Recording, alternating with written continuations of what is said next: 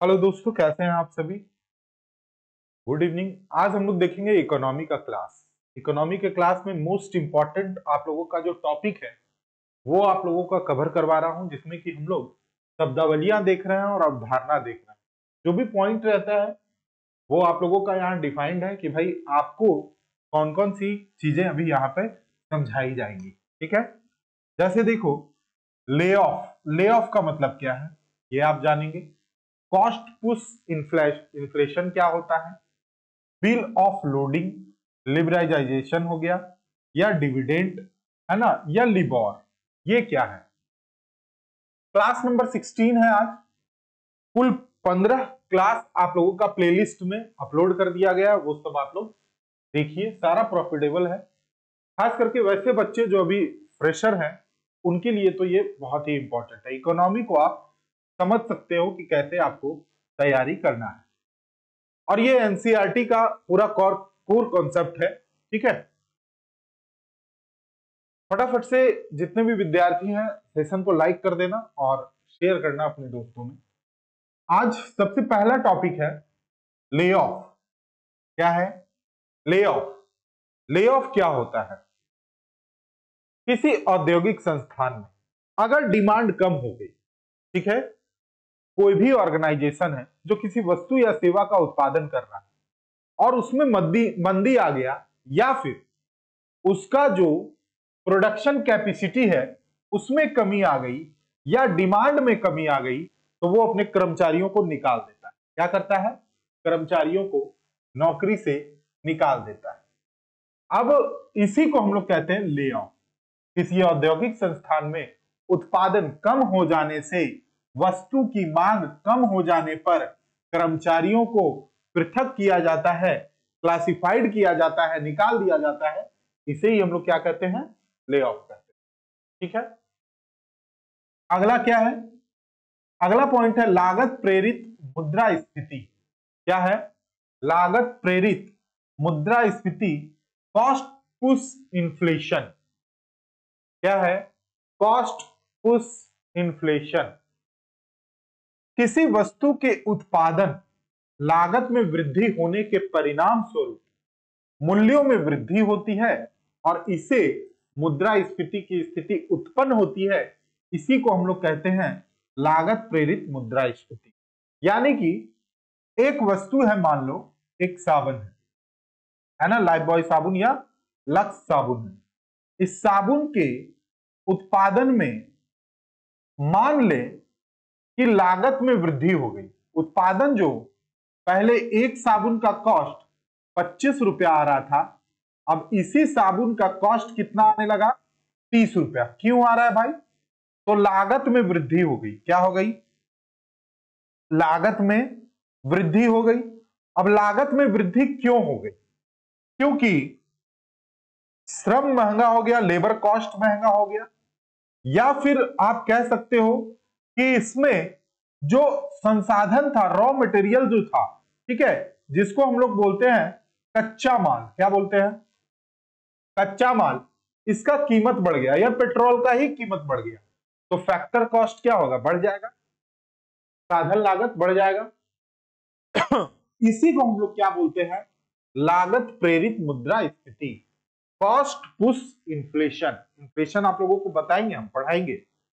अभी तो ये जो क्लास इकोनॉमी का चल रहा है इसमें सिर्फ आप लोगों को मैं बता रहा हूं पॉइंट टू पॉइंट कि कैसे आप इकोनॉमी पढ़िएगा, फिर पूरा एनसीईआरटी आप लोगों को इकोनॉमी का बताएंगे। ठीक है, फिर एक है बिल ऑफ लोडिंग, लदान बिल।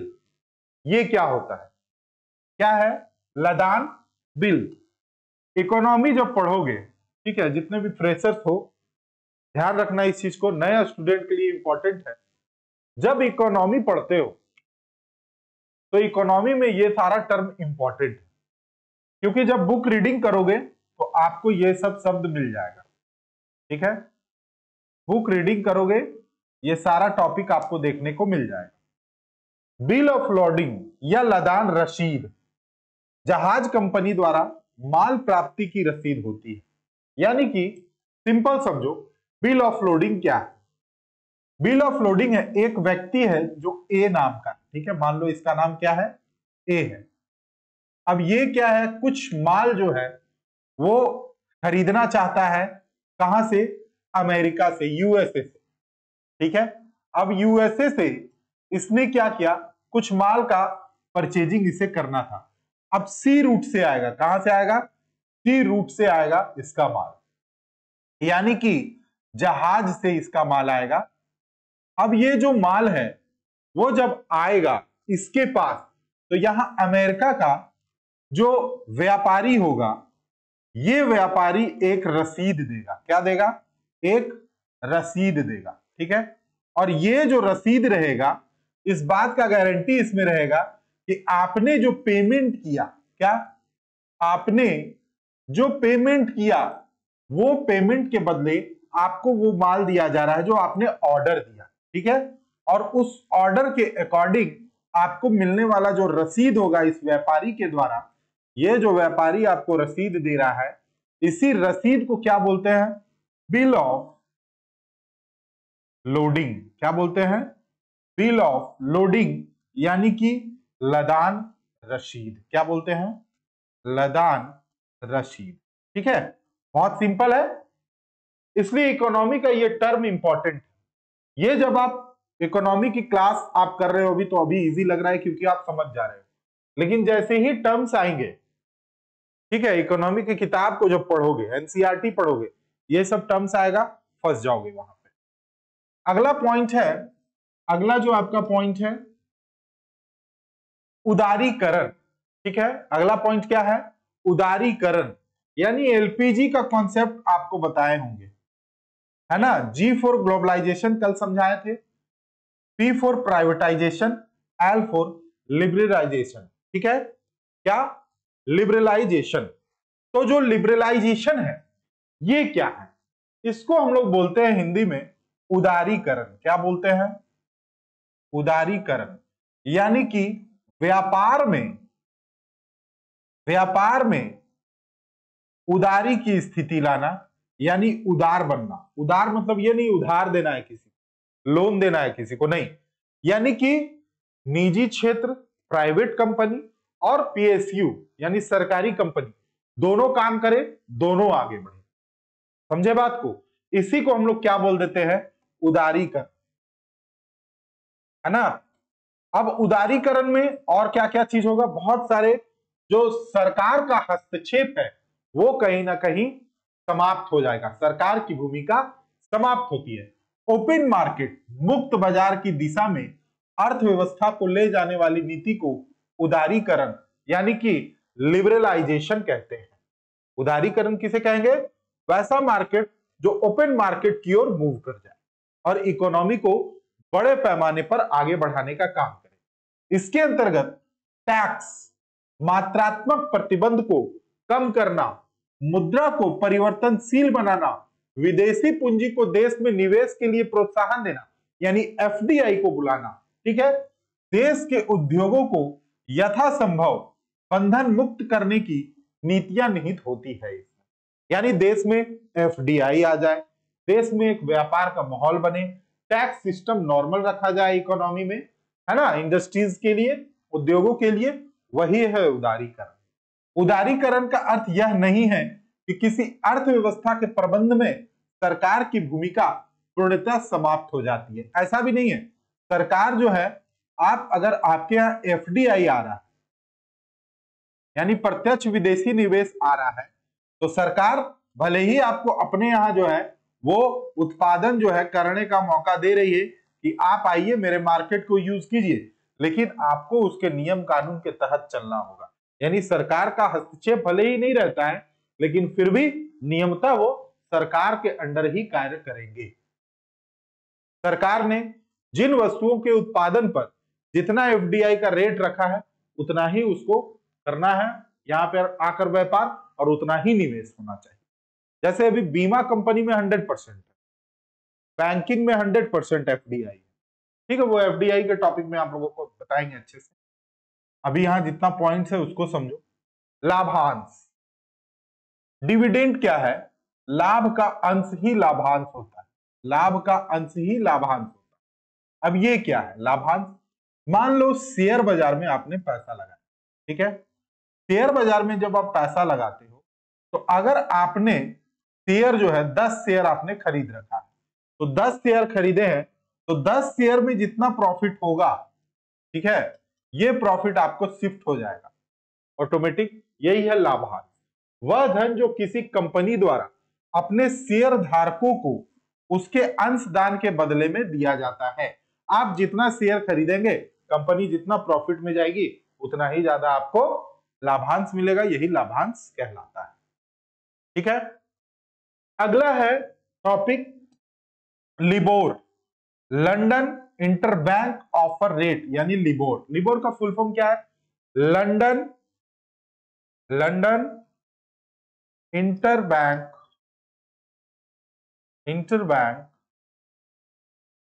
Offer rate. ये क्या है इसे समझना। इतना तो तय है कि ये विदेश से संबंधित है। लिबोर शब्द, लिबोर दर एक दर है जो यूरोपीय करेंसी बाजार में प्रचलित है तथा इस पर किसी विशेष मुद्रा को उधार लिया जा सकता है। अब इसमें समझना यह है, आपके पास रुपया है, ठीक है, आपको जरूरत है पौंड की, है ना, या डॉलर की, ठीक है। तो जब आपको पौंड की या फिर डॉलर की जरूरत है तो आप अपना रुपया इस देश में क्या करेंगे? जाकर जमा देंगे। वो बदले में आपको जितना डॉलर बनेगा आपको मिल जाएगा। लेकिन लिबोर में क्या होता है? लिबोर में जब यूरोपीय करेंसी बाजार में प्रचलित है तो आपको अगर यूरोपीय करेंसी चाहिए तो लिबोर के माध्यम से मिलेगा। इसमें बहुत सारा ऑफर भी आते रहता है, इतना का छूट मिलेगा, इतना परसेंट का आपको डिस्काउंट मिल जाएगा, ठीक है। अभी अगर आप इतना पैसा यहां लगाते हो तो लिबोर के तहत आपको इतना पैसा या पॉन्ड ट्रांसफर कर दिया जाएगा। तो ये इसमें आप लोन भी लिया जा सकता है विदेशी मुद्रा का लिबोर के माध्यम से, ठीक है। लिबोर समझ में आया। अगला पॉइंट है वृद्धिमान पूंजी निर्गत अनुपात। क्या है? वृद्धिमान पूंजी निर्गत अनुपात। ये क्या होता है? वृद्धिमान पूंजी निर्गत अनुपात क्या है? अर्थव्यवस्था में उत्पादन की एक अतिरिक्त इकाई प्राप्त करने के लिए पूंजी की जितनी अतिरिक्त इकाइयों की आवश्यकता होती है उसे ही वृद्धिमान पूंजी निर्गत अनुपात यानी आईसीओआर कहते हैं। अब ये क्या है? इसे सिंपल समझो। जो आईसीओआर है ये है क्या? मान लीजिए एक फर्म है, ये फर्म किसी वस्तु का उत्पादन कर रही है या सेवा का उत्पादन कर रही है। फर्म ने मान लो कैपिटल इसके पास 10 लाख है। कितना? 10 लाख का इसके पास कैपिटल है, यानी पूंजी इसकी कितनी हो गई? 10 लाख। इसने किसी वस्तु का उत्पादन किया, ये पूरा 10 लाख इन्वेस्ट करने के बाद जो कुल इसके पास यूनिट तैयार हुआ, यानी जो टोटल प्रोडक्शन तैयार हुआ इसके पास किसी भी एक वस्तु का 10 लाख रुपया लगाने के बाद मान लो 1 लाख टोटल यूनिट तैयार हुआ। कितना? 1 लाख। तो अगर 1 लाख यूनिट तैयार करने में 10 लाख रुपया खर्च किया गया तो एक यूनिट में कितना कॉस्ट आ गया? तो एक यूनिट का कॉस्ट आ गया 10 रुपया। एक यूनिट का कॉस्ट कितना आ गया? 10 रुपया, ठीक है। तो इसका अनुपात क्या निकल के आया? 1:10, यानी कि एक यूनिट पे इसने खर्च किया है कितना? 10 रुपया।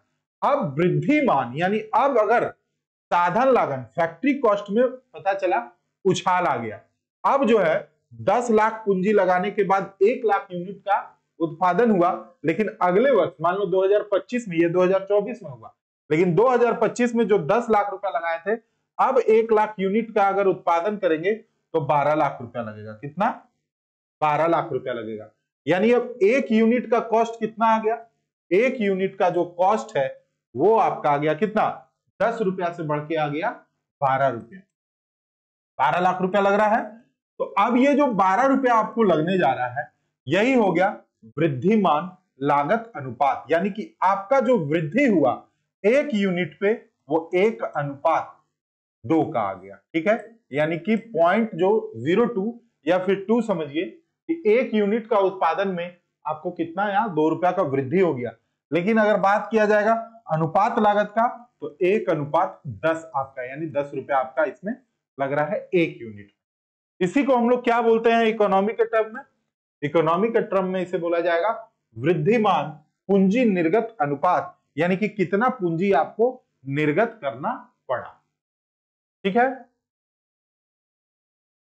अब आइए डिसइन्वेस्टमेंट, ये क्या है? विनिवेश के अंतर्गत क्या क्या चीजें आती हैं, इसे थोड़ा डिटेल में समझना। जो सरकार है, ठीक है, जो सेंट्रल गवर्नमेंट है या स्टेट गवर्नमेंट है, ये क्या करते हैं? बहुत सारे पब्लिक सेक्टर यूनिट तैयार करते हैं। ठीक है, क्या करते हैं? पीएसयूज को रेडी करते हैं। इस पीएसयूज में सरकार पूंजी लगाती है।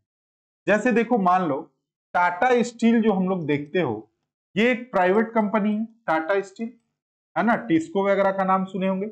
लेकिन स्टील अथॉरिटी इंडिया लिमिटेड जो है, ये सरकार का अपना पीएसयू है। ठीक है, पब्लिक सेक्टर यूनिट है और सरकार के स्वामित्व में ये आती है। या फिर आप समझ लो एलआईसी, जैसे अभी एयर इंडिया को सरकार ने बेच दिया, वो क्या किया है? विनिवेश किया है। क्या? विनिवेश।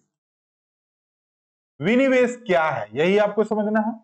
तो देखो, निवेश था जब ये पब्लिक सेक्टर यूनिट खोले तो निवेश किए, लेकिन अब दोबारा ये पब्लिक सेक्टर यूनिट नहीं चला, सरकार नहीं चला पाई, स्थिति जर्जर हो गई। जैसे जापला में जो सीमेंट का कारखाना है, उसकी स्थिति जर्जर हो गई। तो अब इस पीएसयू को क्या करेगी गवर्नमेंट? या तो पूर्णतः इसे बेच देगी, दूसरे कंपनी को दे देगी, प्राइवेट कंपनी को, या इसका 51% हिस्सेदारी किसी को दे देगी, या 49% हिस्सेदारी किसी को दे देगी, यही करेगा। तो इसी टर्म को क्या बोला जाता है? विनिवेश। यानी सरकार जो पूंजी निवेश किया था उसका आउटपुट नहीं निकल के आया जितना गवर्नमेंट ने सोचा था, अब सरकार क्या कर रही है? उसी का विनिवेश कर दे रही। ठीक है, अब इसमें दो चीज है, या तो आप पूर्णतः बेच दीजिए, या तो आप पूर्णतः बेच दीजिए, या स्वामित्व अपने पास रखेंगे और कुछ शेयर बेच देंगे। जैसे एलआईसी पूर्णतः बेच दिए, एयर इंडिया को 18,000 करोड़ में बेची है सरकार, आपको पता है। और स्वामित्व अगर अपने पास रखना है, कुछ शेयर बेचना है, तो एलआईसी इसका एक अच्छा उदाहरण है। ठीक है, अब इसमें सरकार क्या करती है? स्वामित्व दे देगी, स्वामित्व दे देगी, लेकिन संचालन अपने पास रखेगी। ऐसा भी देखने को कभी कभी मिलता है। ये अलग अलग टर्म एंड कंडीशन पैदा होता है जिसके अकॉर्डिंग सरकार अपना एक्शन लेती है, और इसी को हम लोग बोल देते हैं विनिवेश। मतलब अपने ही कंपनी को क्या कर रही है सरकार? बेच रही है, क्योंकि वो प्रोडक्टिविटी जो है उसका कम हो गया है, वो घाटे में जा रहा है। अब इसमें देखो कुछ कुछ टर्म्स है, इसको समझो कौन कौन सा इसमें प्रमुख बात शामिल है।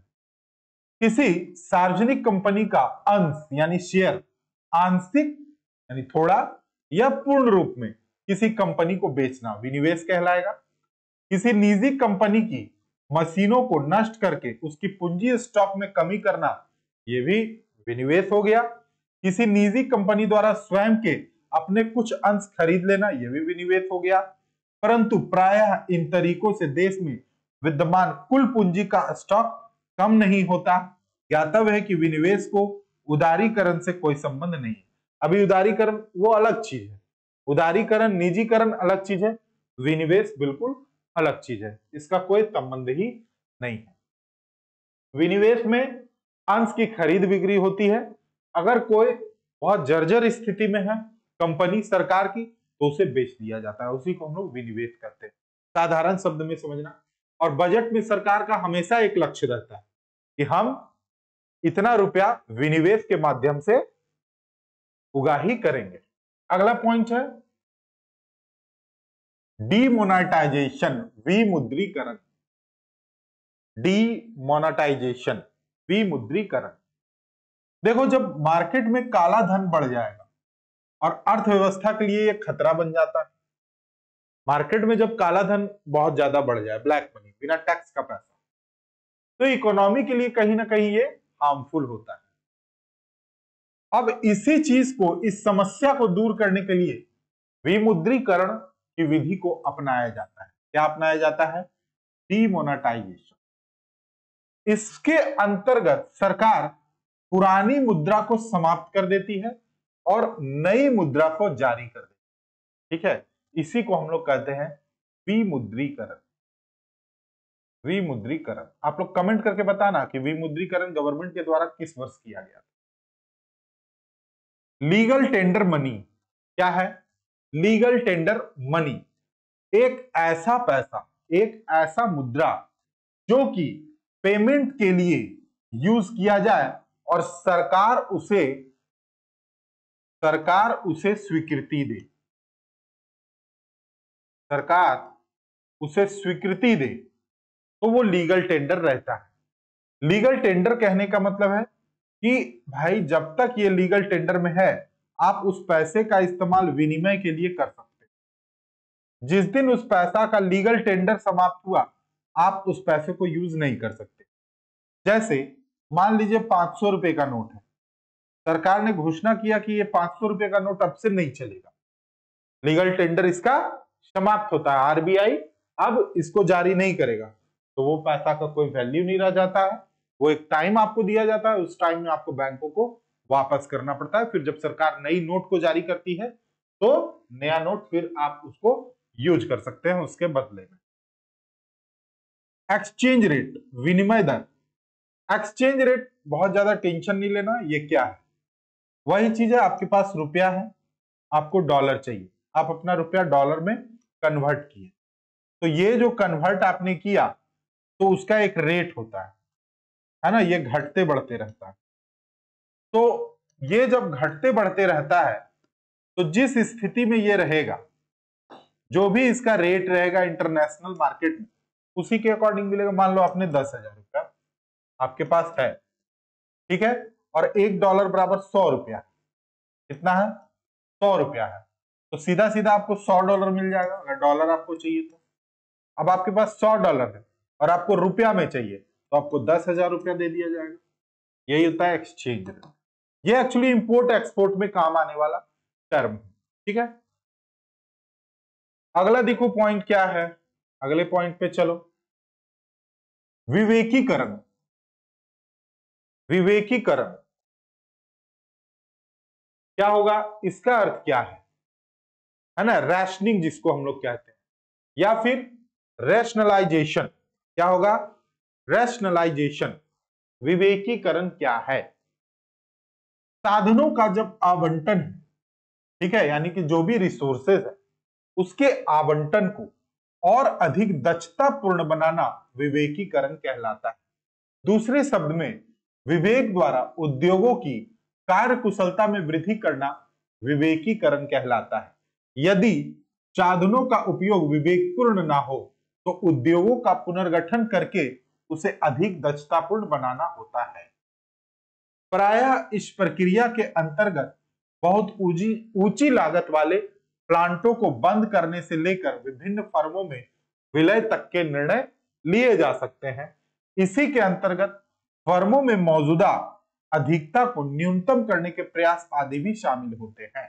तो सिंपल है, विवेकीकरण जो विनिवेश आपने देखा उसी का एक ये पार्ट है। कोई इंडस्ट्रीज है ए, ये प्रोडक्शन नहीं कर पा रही है, उत्पादन नहीं कर पा रही है, बहुत सारी समस्याएं झेल रही है, तो इसमें फंड लगाया जाएगा, इसे उठाने का प्रयास किया जाएगा। ये अगर उठ गया तो ठीक है, यानी इसका क्या किया गया? विवेकीकरण। विवेक के माध्यम से इसका क्या किया गया? विवेकीकरण। विवेक के माध्यम से इसका उत्थान करने का प्रयास किया गया। लेकिन अगर इसमें भी सफलता नहीं मिली तब फिर उसे पूर्णतः बंद कर दिया जाए। अगला पॉइंट है विक्रेता बाजार, सेलर मार्केट। विक्रेता बाजार या सेलर मार्केट क्या है? जब मार्केट में मांग अधिक होता है और सप्लाई कम होता है, तब जो व्यापारी है इस कमी का लाभ उठाता है, वस्तुओं को मनमानी कीमतों पर बेचता है और इसी समय उसको बोला जाता है विक्रेता बाजार। क्योंकि जो बेचने वाला है वो मनमानी ढंग से अपना कार्य संपन्न कर रहा है। मार्केट में जब डिमांड अधिक है, सप्लाई कम है, तो जमाखोरी के माध्यम से बिजनेसमैन क्या करते हैं? अपने माल को बेचते हैं अपनी इच्छा अनुसार, और अपना रेट तय करके, इसी को हम लोग बोलते हैं क्या? विक्रेता बाजार। अगला है विनिमय नियंत्रण। अगला क्या है? विनिमय नियंत्रण, एक्सचेंज कंट्रोल। ये क्या है? अच्छा, वीडियो आप लोग पूरा देखिएगा, स्किप नहीं करना है आप लोगों को। और जैसे ही आप लोग पूरा वीडियो देखते हैं, कमेंट करना किस तरह का आप लोगों को सुधार इसमें चाहिए, क्योंकि सुधार मोस्ट इंपॉर्टेंट है।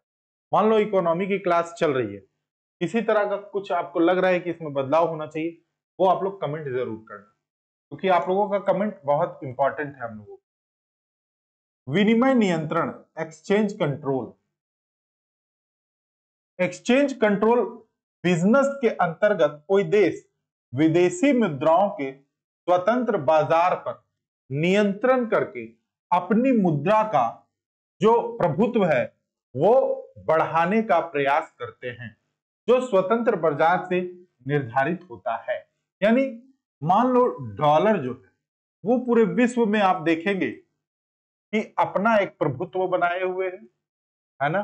लोग चाहते हैं कि भाई डॉलर में ही बिजनेस हो, इंपोर्ट एक्सपोर्ट। बहुत सारा देश तो अपने आपस में ही अपने ही पैसा को रखते हैं एक्सचेंज रेट के लिए, जैसे जापान और भारत डॉलर में बिजनेस नहीं करते हैं, रुपया में, और वो जापानी मुद्रा में करते हैं, ठीक है।